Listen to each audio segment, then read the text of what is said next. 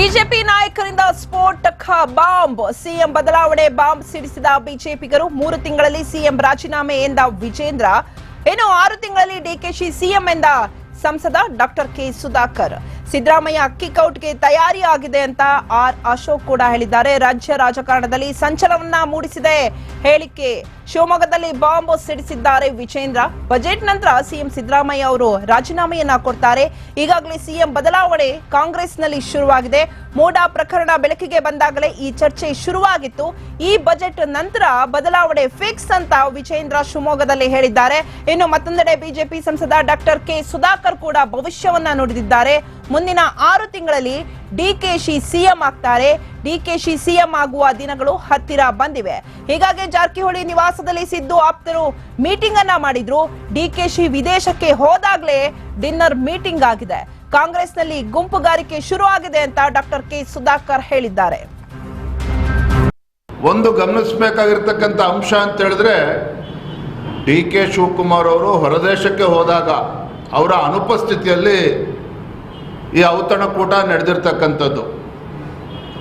ಒಳಗೆ ಏನೇನು ಚರ್ಚೆಗಳು ಆಗಿರ್ಬೋದು, ಅಲ್ಲಿ ಯಾರ್ಯಾರು ಇದ್ದರು ಮುಖ್ಯಮಂತ್ರಿಗಳಾದಿಯಾಗಿ, ಅದು ಮಾಧ್ಯಮದ ಸ್ನೇಹಿತರು ಎಲ್ಲರೂ ಕೂಡ ಗೊತ್ತಿದೆ.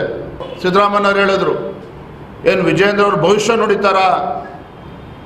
ನುಡಿತಾರ ವಿಜೇಂದ್ರ ಅವರು ಅನ್ನೋ ಮಾತನ್ನು ಸಿದ್ದರಾಮಯ್ಯವ್ರು ಹೇಳಿದರು.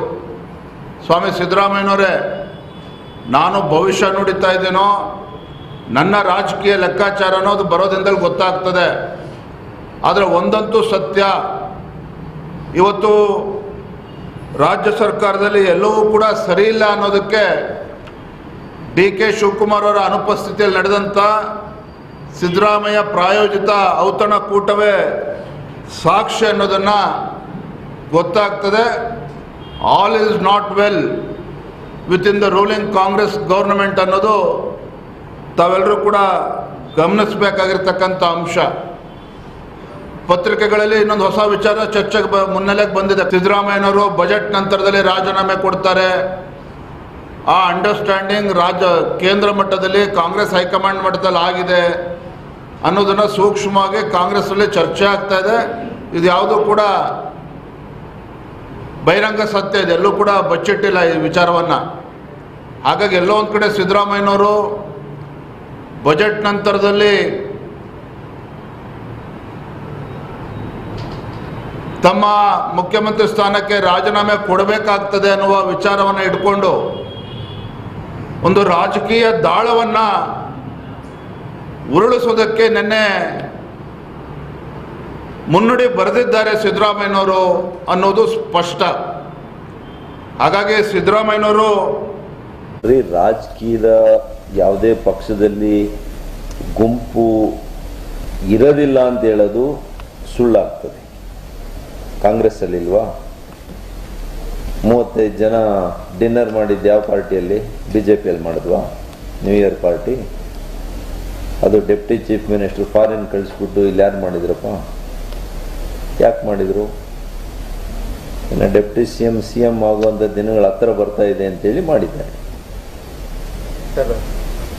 ಇನ್ನೇನು ಹತ್ರ ಇನ್ನೊಂದು 6 ತಿಂಗಳಲ್ಲಿ ಆಗುವಂಥ ಸ್ಥಿತಿ ಇರೋದ್ರಿಂದ ಒಂದು ಡಿನ್ನರ್ ಪ್ರೋಗ್ರಾಮ್ ಮಾಡಿದ್ದಾರೆ. ನೋಡ್ರಿ, ರಾಜಕೀಯದ ಯಾವುದೇ ಪಕ್ಷದಲ್ಲಿ ಗುಂಪು ಇರೋದಿಲ್ಲ ಅಂತ ಹೇಳೋದು ಸುಳ್ಳಾಗ್ತದೆ. ಕಾಂಗ್ರೆಸ್ಸಲ್ಲಿ ಇಲ್ವಾ? 35 ಜನ ಡಿನ್ನರ್ ಮಾಡಿದ್ದು ಯಾವ ಪಾರ್ಟಿಯಲ್ಲಿ? ಬಿಜೆಪಿಯಲ್ಲಿ ಮಾಡಿದ್ವಾ? New year party. ಅದು ಡೆಪ್ಟಿ ಚೀಫ್ ಮಿನಿಸ್ಟರ್ ಫಾರಿನ್ ಕಳಿಸ್ಬಿಟ್ಟು ಇಲ್ಲಿ ಯಾರು ಮಾಡಿದ್ರಪ್ಪ? ಯಾಕೆ ಮಾಡಿದರು? ಇನ್ನು ಡೆಪ್ಟಿ ಸಿಎಂ ಆಗುವಂಥ ದಿನಗಳು ಹತ್ರ ಬರ್ತಾ ಇದೆ ಅಂತೇಳಿ ಮಾಡಿದ್ದಾರೆ.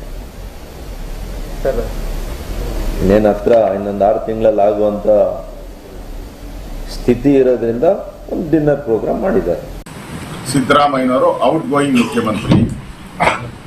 ಡಿ ಕೆ ಶಿವಕುಮಾರ್ ಹೇಳಿದಾರಲ್ಲ, ಒಂದು ಕಿತ್ಕೊಂತೀನಿ ಅಂತ. ಅದು ಯಾವಾಗ ಕಿತ್ಕೊಂತಾರೋ ನಾವು ಕಾದು ನೋಡ್ತಾ ಇದ್ದೀವಿ.